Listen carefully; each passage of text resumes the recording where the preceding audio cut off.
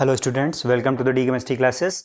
Video के इस part में हम आपको पैकिंग एफिशिएंसी डिस्कस करने वाले हैं, तो इसको बहुत केयरफुली वॉच करिएगा। इससे छोटे छोटे क्वेश्चंस और न्यूमेरिकल्स भी आपको एग्जाम्स में मिलते हैं, जो कि यहाँ पर हम डिस्कस करेंगे।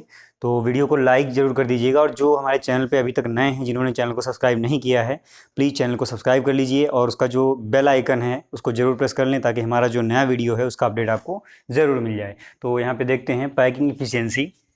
जो आपका सॉलिड है, पैकिंग एफिशिएंसी का सबसे पहले मतलब जान लेते हैं क्या होता है। देखिए, पैकिंग एफिशिएंसी का मतलब ये है कि जो आपका सॉलिड है उसका जो फंडामेंटल पार्ट है, यानी कि उसको हम यूनिट सेल भी कह सकते हैं, जो कि प्रीवियस वीडियो में हमने डिस्कस भी किया है। तो जो यूनिट सेल होता है उसका कितना पार्ट जो है, कितना स्पेस एटम्स के द्वारा फिल है, उसे हम पैकिंग एफिशिएंसी बोलते हैं। तो यहाँ पर इसको अगर डिफाइन करना चाहें तो इस तरह से हम कर सकते हैं, the percentage of total space filled by particles is known as packing efficiency. Packing efficiency को 5 से रिप्रेजेंट करते हैं, ठीक है। इसको हमने नोटेशन लिख दिया है, तो आप चाहें दूसरा भी दे सकते हैं। तो ये आपका सिंबल है, और यहाँ पर ऐसा परसेंटेज निकालते हैं जो कि एटम्स के द्वारा कवर अप है। तो सबसे पहले देखिए, इसका फॉर्मूला आपको याद होना ज़रूरी है, फॉर्मूला आपको पता होना चाहिए। देखिए फॉर्मूला क्या होता है, किसी भी यूनिट सेल का पैकिंग एफिशिएंसी निकालने के लिए नंबर ऑफ़ एटम्स पता होने चाहिए कि total number of atoms unit cell में कितने हैं। उसके बाद में एक एटम का वॉल्यूम कितना है, यानी कि जो आपका कवर्ड किया जा रहा है एटम के द्वारा वॉल्यूम, वो कितना है। तो वॉल्यूम यहाँ पर जो एटम है वो एज स्फीयर मान के चलेंगे हम, तो स्फीयर का हम वॉल्यूम निकालेंगे, ठीक है। नेक्स्ट है आपका वॉल्यूम ऑफ यूनिट सेल, यानी कि जो यूनिट सेल आप कंसीडर कर रहे हैं, जिसके लिए आप कैलकुलेशन करने जा रहे हैं पैकिंग एफिशिएंसी का, उस यूनिट सेल का वॉल्यूम क्या है वो हम निकालेंगे और उसको मल्टीप्लाई 100 कर देंगे। तो जो आपका रिजल्ट आएगा उसे हम बोलते हैं पैकिंग एफिशिएंसी। तो यहाँ पर हम सबसे पहले सिंपल क्यूबिक यूनिट सेल में पैकिंग एफिशिएंसी निकालने जा रहे हैं। जो आपके यूनिट सेल्स हैं सभी में हम निकालेंगे, ठीक है। 4 यूनिट सेल आपको हम डिस्कस करने वाले हैं, तो कुछ हम इस वीडियो में करेंगे और रेस्ट जो है आपकी वो नेक्स्ट वीडियो में करेंगे। तो यहाँ पर देखते हैं packing efficiency in simple cubic unit cell, इसको हम 5SC, SC का मतलब है सिंपल क्यूबिक, ठीक है। यहाँ पर निकालेंगे। तो सबसे पहले हमें क्या पता होना चाहिए, देखिए इनकी ये जो आपका बना हुआ है सिंपल क्यूबिक यूनिट सेल, इसमें केवल कॉर्नर पर ही एटम होते हैं। ये हम प्रीवियस वीडियो में भी आपको डिस्कस कर चुके हैं, यहाँ फिर से एक बार रिपीट कर देते हैं। तो जो आपके ये एटम्स हैं, जो आपका एज है, इसको हम कुछ अपनी तरफ से कंसीडर कर लेते हैं। मान लेते हैं कि ये जो एज लेंथ है ये स्मॉल ए है यहाँ से यहाँ तक, और जो एटम की रेडियस है यहाँ पर, let the radius of atom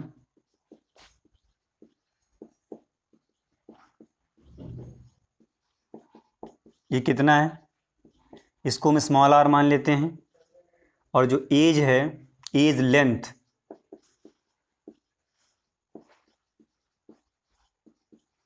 length of unit cell, इसको हम स्मॉल ए मान लेते हैं। देखिए अब हमें क्या करना है, सबसे पहले क्या करना है, number of atoms in unit cell निकालने हैं। तो आपको हमने नंबर ऑफ एटम्स निकालना बताया था।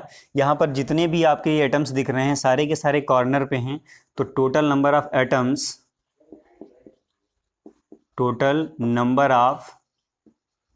Atoms in simple cubic unit cell कितना आएगा, बहुत आसान है, ठीक है। देखिए सारे एटम्स आपके कॉर्नर पर हैं, और एक जो आपका एटम कॉर्नर पर होता है उसका कंट्रीब्यूशन हमने कितना बताया था, 1/8 का होता है, ठीक है। तो 8 एटम्स हैं, तो टोटल आपका कितना हो जाएगा, एक का कंट्रीब्यूशन 1/8 और टोटल एटम 8 हैं, तो आपका ये आ गया 1। अब हमें क्या निकालना है, वॉल्यूम ऑक्युपाइड बाय एटम, यानी कि एक एटम कितना वॉल्यूम कवर करेगा। तो यहाँ पर देखिए एटम को एज कंसीडर किया गया है एज स्फीयर, तो स्फीयर का वॉल्यूम क्या होगा,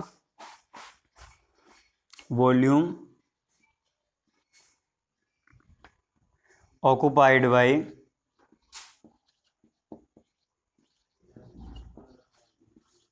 एन एटम, ये कितना आ जाएगा, 4/3। देखिए इसकी रेडियस है स्मॉल आर, 4/3 r³, ये आपका आ जाएगा।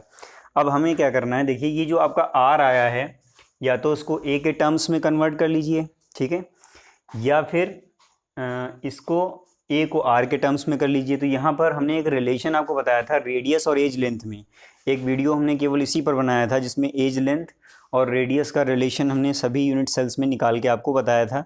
तो उस वीडियो को आप देखिए, उसमें आपको अगर डायरेक्ट रिलेशन ये पता है तो आई थिंक आप इसको बहुत जल्दी से कर ले जाएंगे। इसमें जो आपका रिलेशन था एज इक्वल टू 2r था, ठीक है। यहाँ पे जो एटम्स होते हैं जब कांटेक्ट में आते हैं तो ये जो एज लेंथ है ये आपकी 2r के इक्वल हो जाती है। तो यहाँ पर इन सिंपल क्यूबिक यूनिट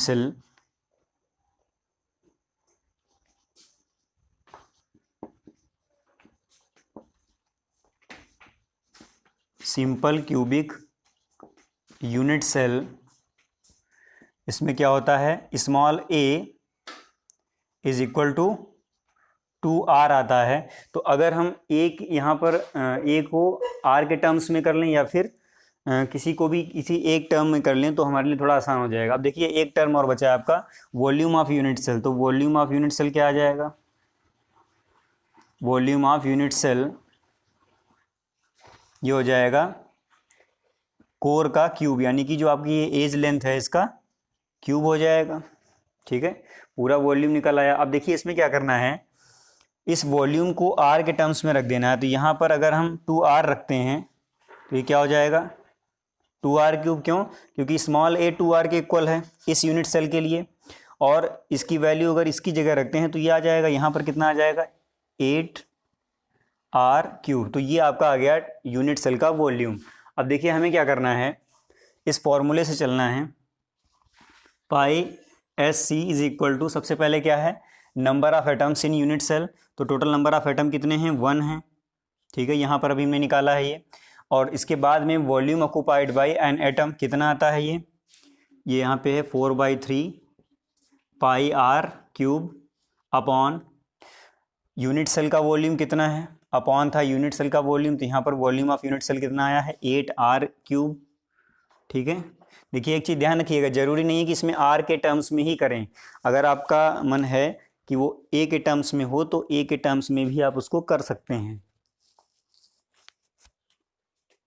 तो यहाँ पर आ जाएगा, इसको जब हम कैंसिल करेंगे तो लास्ट में इसको भी मल्टीप्लाई भी करेंगे यहाँ पे 100 से। तो ये आपका इस तरह से इसको सिंप्लीफाई करते हैं तो आपको मिलता है π/6, ये कट पिट के सब आएगा π/6 मल्टीप्लाई बाई 100। पाई की वैल्यू इसमें रख दीजिए 3.14/6 इंटू 100। तो ये आपका जो आंसर है फाइनल जो निकल के आता है ये होता है 52.4%। तो ये आपका फाइनल पैकिंग इफ़िशियंसी आ जाता है। और ये वैल्यू आप लर्न रखिएगा।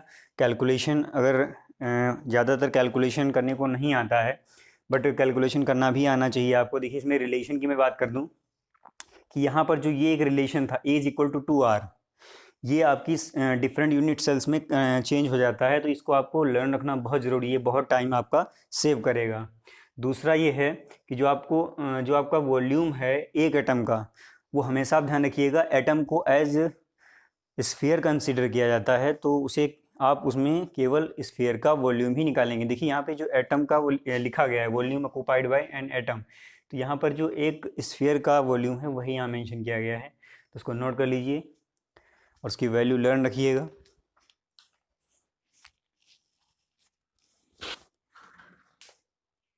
नेक्स्ट है आपका packing efficiency in body centred cubic unit cell. तो देखिए जो आपका सिंपल क्यूबिक यूनिट सेल है और जो आपका body centred cubic unit cell है, इसमें केवल और केवल बस एक एटम का डिफरेंस होता है। सिंपल क्यूबिक में कॉर्नर पर आपके एटम होते हैं, ठीक है, बट आपका जो body centred cubic unit cell है उसमें एक एटम पूरे यूनिट सेल के सेंटर पे होता है, यहाँ पर इस तरह से। तो यहाँ पर जब हम इसको कैलकुलेट करते हैं तो कुछ कैलकुलेशंस आपके बिल्कुल सिमिलर हैं, जैसा कि यहाँ पे देख सकते हैं रेडियस ऑफ एटम, उसमें भी हमने स्मॉल r कंसीडर किया था, इसमें भी स्मॉल r ही कंसीडर करेंगे। दूसरा आपका है edge length of unit cell, edge length of unit cell ये भी आपका इतना ही रहेगा, इसमें स्मॉल a वहाँ भी लिया था, यहाँ भी है।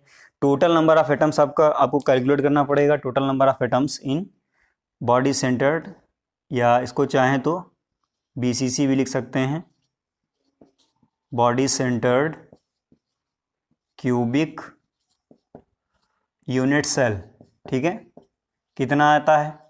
देखिए एक तो एटम यहाँ पर जो कॉर्नर पर 8 एटम्स हैं, इनका कंट्रीब्यूशन टोटल कितना होता है 1/8। टोटल एटम कितने हैं 8, प्लस एक आपका बॉडी सेंटर पर है, तो जो बॉडी सेंटर पे एटम होता है उसका फुल कंट्रीब्यूशन होता है, यानी कि वो पूरा एक काउंट किया जाता है। तो इसमें जब टोटल करेंगे तो ये आपका 1 + 1 कितना हो जाएगा 2 हो जाएगा।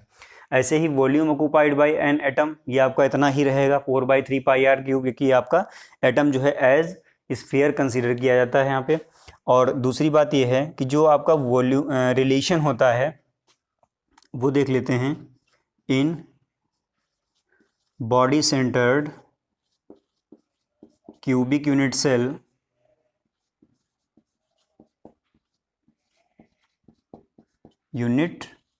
सेल ये ए की जो वैल्यू है ये होती है 4r/√3। देखिए ये रिलेशन आपको ध्यान रखना है, जैसा कि मैंने बताया था, अगर ये रिलेशन आपको लर्न है पहले से तो आपका कम से कम 10 मिनट्स आपका सेव हो जाएगा, जो आप कहीं और दूसरी जगह पर यूज़ कर सकते हैं। तो इसको आप लर्न कर लीजिए, बहुत बेटर रहेगा।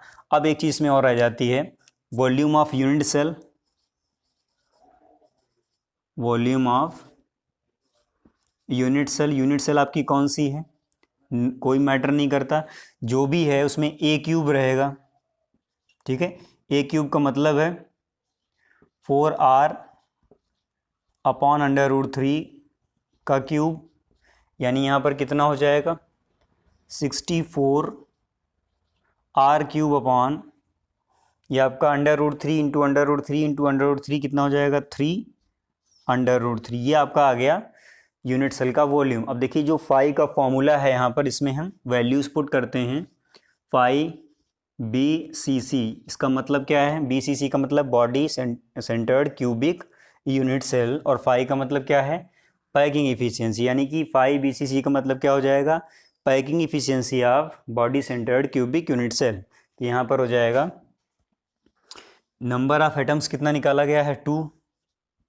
एक एटम का वॉल्यूम कितना होता है 4/3πr³, और नीचे जो टोटल वॉल्यूम है यूनिट सेल का वो हो जाएगा 64r³/3/√3। देखिए ये 3 से ये 3 कैंसिल हो गया, ये r³ से r³ कैंसिल हो जाएगा, ये 4 से ये कैंसिल हो जाएगा, 16 यहाँ आ जाएगा, ये 2 से 16 कैंसिल हो जाएगा। तो यहाँ पर जो फाइनल है आपका वो आता है π√3/8, यहाँ पर इंटू 100 भी होगा 100। तो जब इसकी वैल्यू हम इसमें पुट कर देते हैं पाई की 3.14 इंटू √3 की वैल्यू भी आप चाहें तो उसमें पुट कर दें, ये आपका होता है 1.732/8 मल्टीप्लाई बाई 100। तो यहाँ हो जाएगा आपका जो फाइनल आंसर आएगा वो आएगा 68.0%।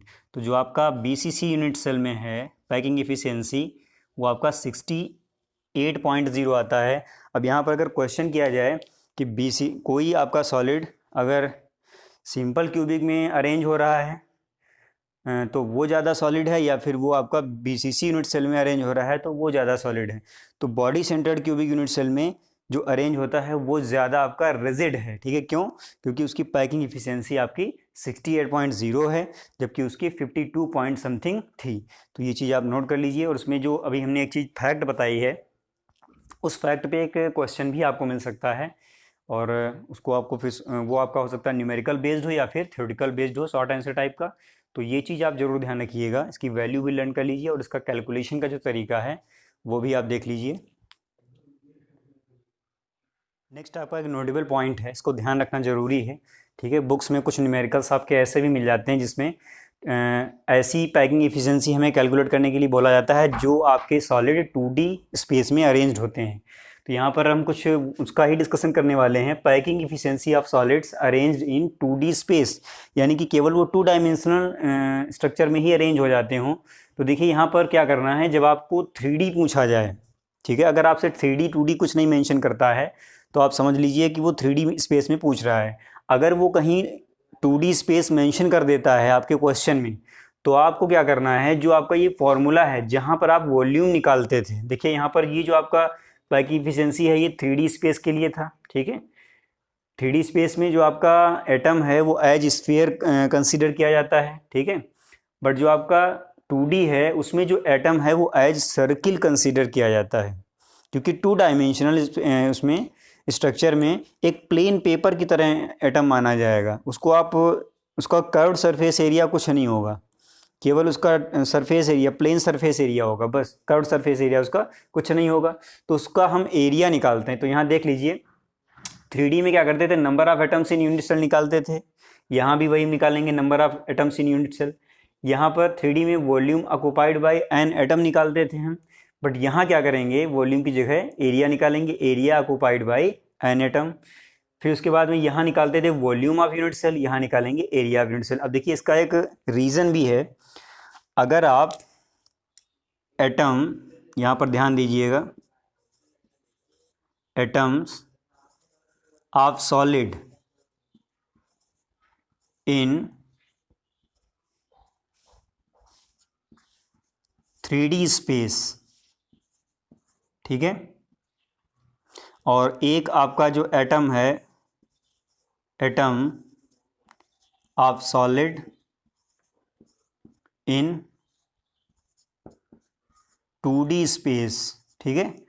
2D स्पेस में जब निकालेंगे तो उसका एरिया निकालेंगे। क्यों निकालेंगे समझ लीजिए, देखिए यहाँ पर जो आपका एटम है वो क्या माना जाता है, एक स्फीयर की तरह माना जाता है, इसको हम